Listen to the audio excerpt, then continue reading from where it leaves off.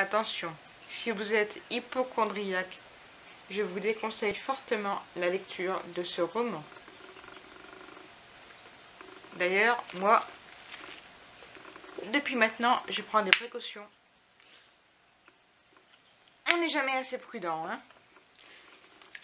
Voilà, ce livre ne m'a pas du tout traumatisé, mais pas du tout. Du tout, du tout. Allez, je vous en parle, mais je prends toutes les précautions pour vous parler de plus de morts que de vivants. Car dans ce livre, il y a vraiment plus de morts que de vivants. Et je vous en parle maintenant. C'est parti. Je vais doucement.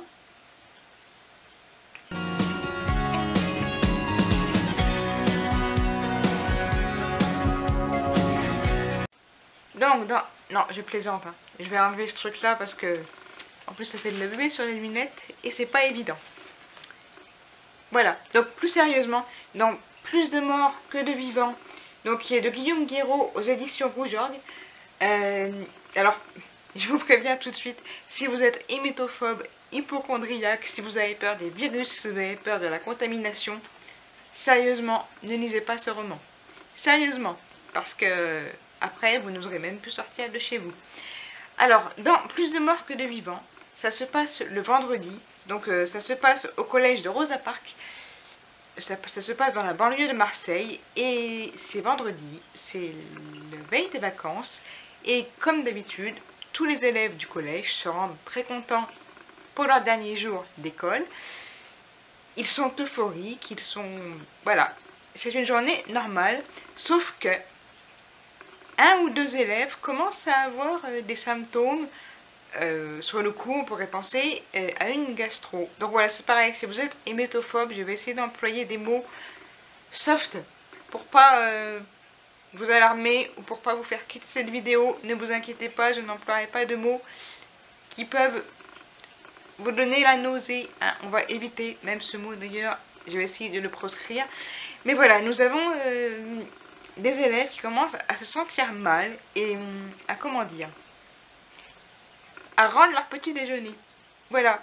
Et un élève, deux élèves, sur le coup, on se dit que c'est une épidémie de gastro foudroyante. Et petit à petit, les symptômes vont aller crescendo. Et les symptômes ne vont plus se réduire à des rendages de petit déjeuner, mais à des symptômes beaucoup plus forts, des convulsions, des pertes de connaissance. Et là aussi, je voudrais mettre un petit bémol sur ce livre parce que si vous êtes un petit peu sensible aux détails gore, c'est pareil. Ne lisez pas ce roman sérieusement parce que ça m'a aussi un petit peu gêné. J'ai pas compris l'utilité. Mais puisqu'il s'agit, on va s'en rendre compte au fil du roman, qu'il s'agit d'une pandémie ou d'une épidémie au début, les détails du virus, puisqu'on s'en rend compte que ce n'est pas une simple gastro, c'est un virus, mais les symptômes de ce virus vont crescendo de plus en plus fort. Et les détails dans lesquels les personnes meurent ou ont les premiers symptômes sont absolument abominables. Pour vous donner une petite référence et faire très court, vous connaissez Quel le survivant? Vous voyez les images dans lesquelles les méchants meurent. Voilà, l'auteur, Guillaume Guéraud, nous décrit à peu près certaines scènes du même genre. C'est-à-dire que nous avons dans ce roman, sans rien vous spoiler, mais dans l'instant je préfère vous prévenir, des corps qui explosent, des cages thoraciques qui explosent, des cerveaux qui explosent, des langues qui explosent. Enfin, il y a beaucoup de choses qui explosent d'ailleurs chez cet auteur, des yeux qui explosent aussi. Et voilà, je préfère vous spoiler et vous prévenir parce que voilà, c'est un livre. Oui, c'est un livre. C'est un roman qui est pourtant très très intéressant puisque ça se passe du vendredi matin au samedi au courant de la journée et nous allons suivre toute l'évolution dans le collège de comment l'évolution de ce symptôme, et c'est un premier symptôme au début et de cette épidémie, va se propager, comment les choses vont se dérouler. Et ce qui est très proche de la réalité, c'est que nous en tant que lecteurs, on a des points de vue et des points de vue de France Info, donc ça colle très fort à la réalité. Oui, on m'appelle, ça attendra. Et Je disais quoi d'ailleurs? Voilà, ça colle très fort à la réalité, on a des points de vue du journal France Info, qui parle d'abord d'une intoxication alimentaire au tout début du roman. On a le plan Orsec qui est déclenché. On a vraiment toute une évolution qui est très très très proche de la réalité, puisque tout ce qui est dans la vie de tous les jours, ce qu'on peut voir aux infos, voilà, est retranscrit dans ce livre. Et c'est très très proche de la réalité, parce que ça se passe à Marseille. On a l'impression d'être au cœur du collège, puisqu'on ne quitte pas le collège tout au long du roman. Donc on a l'impression d'être avec les élèves, les profs, ensuite les pompiers, les médecins qui vont venir pour essayer d'endiguer et de comprendre quel est ce virus. Et ça va aller crescendo, et je ne vous cache pas que beaucoup de monde va y passer avant de comprendre ce qui se passe, quelle est la source de ce virus, comment il se propage. Et c'est très très très flippant, c'est très angoissant. Et malgré tout, on suit les élèves parce qu'en plus on s'y attache. On s'y attache beaucoup. Ils ont tous une personnalité propre, ils sont pas clichés, ils sont pas stéréotypés. Et on s'y attache. Certains ne vont pas survivre, d'autres vont survivre. Et des fois on est surpris parce que des fois ça va très vite. Et des fois on le voit pas du tout venir. Des fois on pense qu'ils vont réchapper, des fois... oui, des fois non, et on ne sait pas comment ça va se passer. Et c'est juste très très très angoissant. Et en même temps, on a envie de savoir comment ils vont s'en sortir. Et plus ça va crescendo, et plus... voilà, il y a aussi des petits passages où il y a des retranscriptions entre le service sanitaire de France et le collège, où ils sont en lien. Ils font venir des médecins avec des scaphandres, ils mettent le collège en quarantaine. Enfin, tout est très très très angoissant jusqu'au moment où on se rend très vite compte que c'est un virus nouveau qu'on ne connaît pas, qu'on ne sait même pas identifier ni comment il se propage, comment il se contamine. Et c'est très très très angoissant. Voilà, c'est très angoissant parce qu'on est dans le collège et évidemment le collège est mis en quarantaine.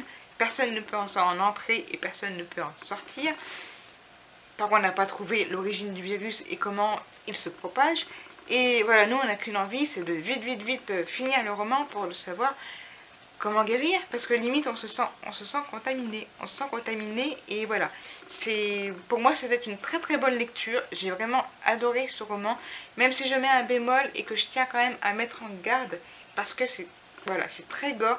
Je me suis demandé l'utilité des détails, peut-être, de l'exagération, c'est pas le bon mot, mais de mettre autant en détail comment meurent certaines personnes, voilà, à la manière, je vous dis, moi ça m'a fait penser à Ken le survivant, donc c'est pour vous dire à tel point ça peut être violent sur certains points, et je pense que c'est pour renforcer l'angoisse de l'intrigue, et que ça peut arriver à tout moment et n'importe quand. C'est ce qui est aussi très très prenant dans le roman, c'est qu'il n'y a pas de symptômes qui annoncent qu'on est malade, c'est que ça tombe comme ça, et dans la seconde qui suit, c'est terminé. Donc qui va y passer, qui ne va pas y passer, comment on va trouver la solution, est-ce que les élèves vont essayer de s'échapper, est-ce qu'il va y avoir une solidarité, comment ça va se dérouler, comment ils vont s'en sortir, comment samedi matin va arriver, parce qu'on arrive au samedi matin, et le samedi matin, quel est le bilan. Voilà, moi j'ai été... transporté, c'est le genre de livre, vous savez, que vous commencez et vous avez qu'une envie quand vous leur proposez, c'est de continuer. Voilà, il n'y a pas de temps mort, comme dans le précédent roman Wonderland, mais là, franchement, j'avais envie de savoir comment ça se finissait, et j'étais soulagée de savoir comment ça se finissait, que la fin soit bonne ou mauvaise.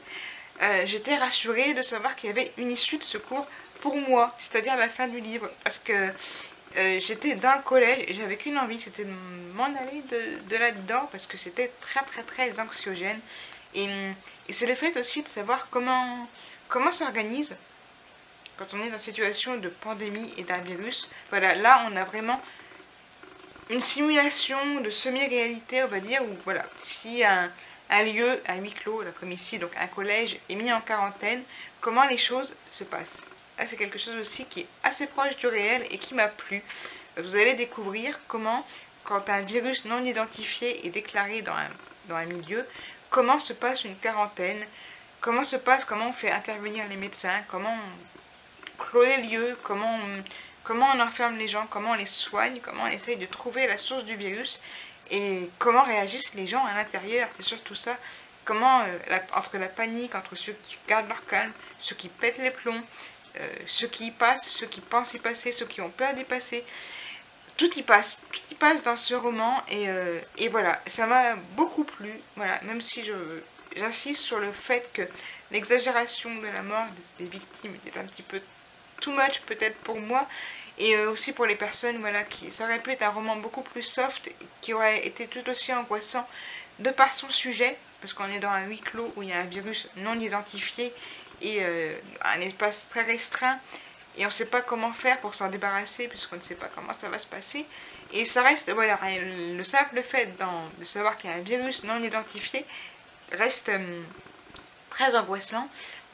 Le fait de s'attacher au personnage, c'était aussi quelque chose de très touchant, parce que on s'y attache, il y a des personnages auxquels je me suis beaucoup attachée, certains s'en sont sortis, d'autres non, d'autres ont essayé, voilà, il y a plein de choses qui se passent dans ce roman et il n'y a pas de temps mort. Et franchement, si vous n'avez pas peur des détails glauques, ben, n'hésitez pas à vous plonger dedans parce que, voilà, même si ça m'a surpris, ça c'est un point que je vais dire pour clore la vidéo, que ce soit un roman apparemment classé jeunesse, ça me paraît bizarre quand même, puisqu'il y a beaucoup quand même de détails très très gore, voilà, qui m'ont fait un peu penser, la limite, à Mathias Coping dans les démoniaques, tellement c'était noir, sombre et violent.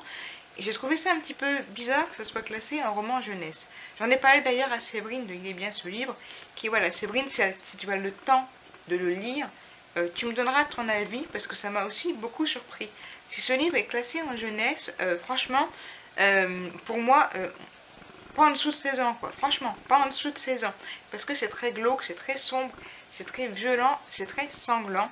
En plus d'être angoissant, le huis clos en lui-même avec un virus est angoissant, mais les détails à côté sont vraiment horribles. Moi, il y a des moments où voilà, j'étais en train de lire et j'avais des frissons parce que c'était très gore. C'est vraiment, je m'y attendais pas. Voilà, il y a des fois quand on lit un livre, on s'y attend, on est prévenu, donc on se lance dans le livre en sachant un peu ce qui nous attend.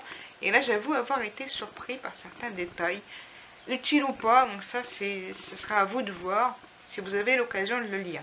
Voilà, mais toujours est-il que l'histoire en elle-même était absolument géniale. Un huis clos, une quarantaine, un virus, des élèves jeunes coincés dans leur propre collège la veille des vacances. Ils vont passer une nuit là-bas, comment va se passer le lendemain. Vous le découvrirez en découvrant. J'espère que je ne suis pas contaminée, hein. En découvrant, décidément je ne vais pas y arriver. En découvrant, voilà, ouf, en découvrant plus de morts que de vivants, d'ailleurs le titre en dit beaucoup, je trouve d'ailleurs, une fois qu'on a lu le roman, mais n'hésitez pas à me dire si du coup vous avez envie de le lire, je le répète quand même, hein, c'est pour un public très averti, et si vous avez un peu, voilà, si vous êtes un peu frileux sur les détails gore, je vous le déconseille quand même, voilà, je préfère vous mettre en avant en mettant en avant des détails, parce que même si ça spoil certaines choses, parce que franchement ça me semble important, parce qu'il n'y a rien qui annonce dans le livre qu'on va être amené à ce genre de détails un peu gore, et je trouve ça un peu risqué. Voilà, donc moi je prends le parti de vous prévenir.